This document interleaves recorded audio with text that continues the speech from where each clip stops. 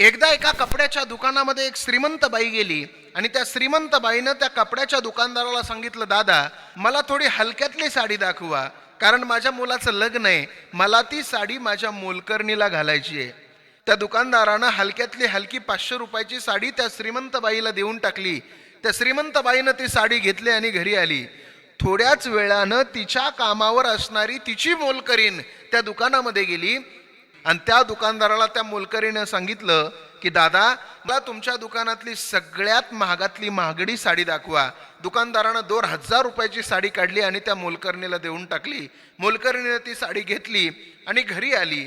आता तुम्हीच सांगा, श्रीमंत नेमकं कोण आहे? माणूस हा पैशानं श्रीमंत असून चालत नाही माझ्या दादानो. माणूस हा मनानं श्रीमंत असला पाहिजे.